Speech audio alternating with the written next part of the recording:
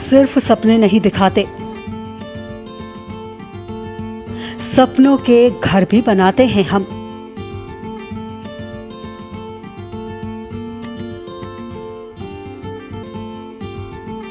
इरादे हो उड़ने के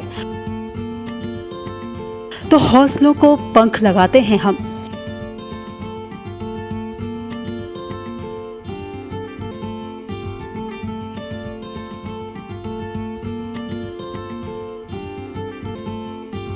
क्योंकि हम हैं लोढ़ा बिल्डर्स, सच की बुनियाद पर मजबूत इमारत।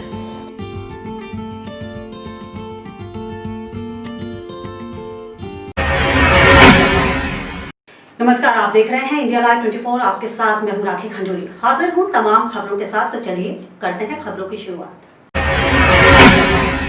भागलपुर में 28 अक्टूबर को दूसरे चरण में होने वाले विधानसभा चुनाव को लेकर जिला प्रशासन पूरी तरह से तैयार हो चुका है। वहीं प्रेस कॉन्फ्रेंस के माध्यम से इसकी विस्तार से जानकारी देते हुए जिलाधिकारी प्रणव कुमार ने बताया कि दूसरे चरण में कहलगांव और सुल्तानगंज में विधानसभा चुनाव होने हैं।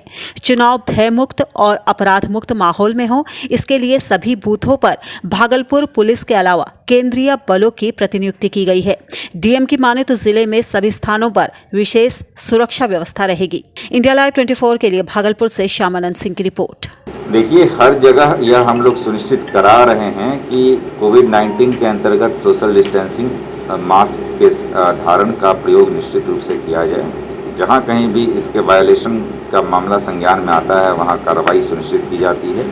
लोगों से भी ये अपेक्षा और अपील रहती है कि वो अपनी भूमिका और अपने उत्तरदायित्व का भी निश्चित रूप से पालन करें। सामाजिक दूरी और मास्क, ये दोनों का प्रयोग आवश्यक है और इसको कई जगह हम लोगों ने स्वयं भी देखा है, इसको सुनिश्चित कराया गया। और जहाँ कहीं भी हम लोगों को सूचना मिली है कि जहाँ कहीं सामाजिक दूरी या मास्किंग का अनुपालन व्यापक तौर पर नहीं किया गया है, वहाँ कई कार्रवाई भी सुनिश्चित की गई। भागलपुर में जो फर्स्ट फेज़ का चुनाव है वो 28 तारीख को कहलगांव और सुल्तानगंज विधानसभा क्षेत्र के लिए में होना है और उसके लिए आज शाम 6 बजे चुनाव का प्रचार समाप्त हो जाएगा। उसके में सभी मतदान भवन पे सीपीएमएफ की प्रतिनियुक्ति की गई है और साथ ही साथ जहाँ पे मतदान भवन 4 से ज़्यादा हैं वहाँ पे डीएपी की भी एक्स्ट्रा प्रतिनियुक्ति की गई है। मतलब जिला पुलिस के जो बल हैं उसकी एक्स्ट्रा प्रतिनियुक्ति की गई है। पर्याप्त संख्या में हमारे पास सुरक्षा कर्मी उपलब्ध हैं और ना सिर्फ जो मतदान भवन पे बल्कि उसके अलावा जो जोनल, सुपर जोनल सेक्टर और साथ में जो बॉर्डर चेक पोस्ट्स है और एसएसटी और एफएसटी है पूरे ज़िले में, वो क्रियाशील रहेगी और उस पर लगातार खास करके अभी से लेकर के ही चौकसी बढ़ाई जा रही है ताकि किसी भी प्रकार की कोई इन्फ्लुएंस गलत तरीके से नहीं कर सके। राजस्थान के बूंदी जिले के करवर क्षेत्र के समिति गांव में कांग्रेस के पूर्व जिला प्रमुख राकेश बोयत ने केंद्र सरकार के किसान विरोधी विधेयकों के विरोध में हस्ताक्षर अभियान चलाया। इसके साथ ही वार्ड नंबर 17 जिला परिषद और पंचायत समिति चुनाव को लेकर सभी पंचायत समिति मुख्यालय के पास कार्यकर्ताओं से चर्चा की। इस दौरान गंभीरा, बालापुर, बामनगांव, जरखोदा, कैथरा, माणी के कांग्रेसी कार्यकर्ता, पूर्व प्रधान जगन्नाथ गुज्जर, पूर्व ब्लॉक अध्यक्ष सीता रामनगर आदि सैकड़ों कार्यकर्ता मौजूद रहे। इंडिया लाइव 24 के लिए राजस्थान बूंदी से राकेश नामा की रिपोर्ट। सरकार के किसान विरोधी विधेयक, उनके खिलाफ आज हस्ताक्षर अभियान था और जिला परिषद के वार्ड नंबर 17 के चुनाव की चर्चा थी। जिस प्रकार से हमारे अन्नदाताओं के साथ धोखा किया, जिस प्रकार से कृषि मंडियों को समाप्त किया, जिस प्रकार से समर्थन मूल्य का अता पता इन्होंने नहीं दिया, इन सब बातों को लेकर आज यहाँ बैठक हुई। भागलपुर के नाथनगर के चर्च मैदान में महागठबंधन के कार्यकर्ताओं द्वारा जनसभा का आयोजन किया गया, जिसमें तेजस्वी यादव ने भागलपुर विधानसभा के कांग्रेस प्रत्याशी अजीत शर्मा के पक्ष में लोगों से वोट डालने के लिए अपील की। इसके साथ ही तेजस्वी यादव ने जमकर केंद्र और राज्य सरकार पर तीखा प्रहार किया। तेजस्वी यादव ने नीतीश कुमार सरकार के द्वारा किए गए 15 साल के कार्यों को खोखला बताते हुए जमकर खरी खोटी सुनाई। तेजस्वी यादव ने कहा कि अगर हमारी सरकार बिहार में बनती है तो युवाओं को रोजगार दिया जाएगा, साथ ही स्वास्थ्य सुविधाओं में सुधार किया जाएगा। वहीं इस दौरान सोशल डिस्टेंसिंग की जमकर धज्जियां उड़ती हुई भी दिखाई दी। इंडिया लाइव 24 के लिए भागलपुर से श्यामानंद सिंह की रिपोर्ट। काम करना भी रोजगार है, लेकिन हम सरकारी नौकरी, पक्की नौकरी के बारे में बात कर रहे हैं। 10 लाख जो निवेश आएगा, कारखाने लगेंगे, food processing unit, IT sector जो होंगे वो काम अलग है, उसका जो रोजगार टूरिज्म जो बढ़ेगा तो वो काम होगा वो अलग है।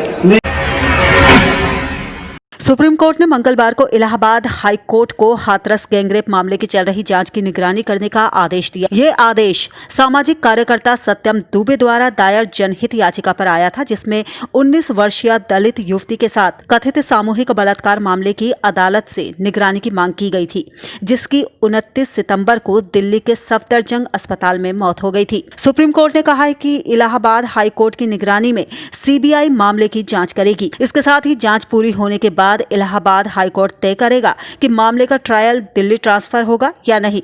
मुख्य न्यायाधीश SA बोबड़े की अध्यक्षता वाली पीठ ने कहा कि जहां तक केस को ट्रांसफर करने का संबंध है, जांच एजेंसी के लिए जांच पूरी करना उचित है। इंडिया लाइव 24 के लिए दिल्ली से प्रदीप खातरकर की रिपोर्ट। सुप्रीम कोर्ट का आज निर्णय आया है। हाथरस के मामले को उन्होंने इलाहाबाद हाई कोर्ट को सौंपा है। कोर्ट मॉनिटर्ड इन्वेस्टिगेशन होगा। यही मांग थी हाथरस की बेटी के परिवार सदस्यों का, और इस मांग को लेकर राहुल गांधी जी, प्रियंका गांधी जी और कांग्रेस ने लड़ाई लड़ी। इस निर्णय का स्वागत है। CBI को भी अभी रिपोर्ट इलाहाबाद हाई कोर्ट को देनी पड़ेगी। ये जरूरी था क्योंकि उत्तर प्रदेश की पुलिस प्रशासन सरकार ने ये बिल्कुल साबित कर दिया था कि वो अन्याय करने पे तुले हुए थे। नगर पालिका परिषद भदोई के सभागार में PM स्वनिधि योजना के लाभार्थियों से प्रधानमंत्री माननीय नरेंद्र मोदी ने वर्चुअल संवाद किया। इस कार्यक्रम की अध्यक्षता कर रहे भदोई नगर पालिका अध्यक्ष अशोक कुमार जायसवाल, सभी सभासद, पालिका अधिकारी, कर्मचारीगण और स्ट्रीट वेंडर यहां पर मौजूद रहे और उन्होंने संवाद कार्यक्रम सुना। संवाद कार्यक्रम समाप्त होने के बाद PM स्वनिधि योजना के 50 स्ट्रीट वेंडर लाभार्थियों को प्रमाण पत्र भी बांटे गए। इंडिया लाइव 24 के लिए भदोई से सुरेश गुप्ता के साथ संजय केसरी की रिपोर्ट। और इसी के साथ यहाँ पर वक्त हो चला एक बहुत ही छोटे से ब्रेक का, लेकिन आप कहीं जाइएगा नहीं, हम जल्द हाजिर होंगे। क्या मेहनत करते करते सफलता से महरूम हैं आप? क्या हर रोज जिंदगी के नए नए इम्तिहानों से परेशान हैं आप? करियर की उलझन से, रिश्तों में अनबन तक, मंगल के दोष से, राहु के कोप तक, शनि की ढैया से केतु के कष्ट तक अगर कर रहे हैं आपको परेशान, तो हम ढूंढेंगे आपके लिए समाधान। देखिए हमारा खास कार्यक्रम कहते हैं तारे, रोजाना सुबह 6:30 बजे सिर्फ इंडिया लाइव 24 पर। ब्रेक के बाद आपका स्वागत है। चलिए बढ़ते हैं अगली खबर की तरफ। अयोध्या में कनीगंज के काली मंदिर में हिस्ट्री शीटर राजेश निषाद की गोली मारकर हुई हत्या के बाद अब उसके छोटे भाई पिंटू निषाद पर भी जानलेवा हमला किया गया। पिंटू निषाद ने आरोप लगाया है कि अयोध्या पुलिस अभी तक उसके भाई की हत्या के एक आरोपी विपिन पांडे को गिरफ्तार करने में नाकाम रही है। उसी ने यह हमला कराया है। वहीं मामले के 3 आरोपियों को गिरफ्तार कर जेल भेज दिया गया है। इंडिया लाइव 24 के लिए अयोध्या से ब्रजेश सैन की रिपोर्ट। घटना तुलसी उद्यान पे हुई। तुलसी उद्यान के पास हमारी गाड़ी रुकवाई, तीनों ने तुरंत हमला किया। हमला करने के बाद जैसे हमारे गनर बाहर उतरे, रपटाए कि पकड़ो पकड़ो, तैसे उन तीनों भागे। और भागने के बाद कुल्हाड़ी और नान चौक उनका गया छूट वहाँ पे। उसके बाद हम लोग उठाए, नया घाट चौकी पहुँचे। वहाँ पे बताइए, हमारा उनसे कोई मतलब नहीं था, लेकिन हमारे ऊपर हमला विपिन पांडे ने करवाया क्योंकि वो बाहर घूम रहा है। तो अब क्या चाहते हैं आप? हम यही चाहते हैं कि कार्रवाई हो, ठोस कार्रवाई हो, सज़ा मिले। क्योंकि धमकी भी मुझे बार बार मिल रही है मारने के लिए। कौन दे रहा है? अरे मोहित तिवारी तो धमकी देके गए ही थे। उसके बाद विपिन पांडे अभी बाहर घूम रहे हैं, जो आज 2-3 महीना बीत रहा है, अभी वो पकड़ा नहीं गया। वही अपना सिस्टम बना रहा है इधर उधर से मरवाने के लिए। प्रशासन से क्या मांग है आपकी? प्रशासन से मेरी यही मांग है कि विपिन पांडे को तुरंत गिरफ्तार किया जाए। 2-3 महीने से वो फरार चल रहा है और मुझे बार बार धमकियां मिल रही हैं इधर उधर से। दिनांक 26/10/2020 को लगभग 7 बजे पिंटू निषाद सनाब स्वर्गीय श्री राजेश निषाद कन्नीगंज थाना कोतवाली अयोध्या क्षेत्र के रहने वाले हैं, अपने वाहन से नया घाट की तरफ जा रहे थे। तुलसी उद्यान के निकट कुछ अराजक तत्वों द्वारा इन पर हमला किया गया, जिससे इनके वाहन क्षतिग्रस्त हो गए। पिंटू निषाद द्वारा थाना कोतवाली में एक तहरीर प्रेषित की गई, जिसमें शिवम दुबे, आशीष तिवारी और रजनीश वर्मा को नामित किया गया। FIR अंकित कर तीनों को गिरफ्तार कर लिया गया है। शेष विधिक कार्रवाई की जा रही है। बुलंदशहर उपचुनाव की तैयारी के लिए जा रहे आजाद समाज पार्टी यानी ASP के नेता चंद्रशेखर आजाद उर्फ रावण का पार्टी कार्यकर्ताओं ने खतौली में जोरदार स्वागत किया।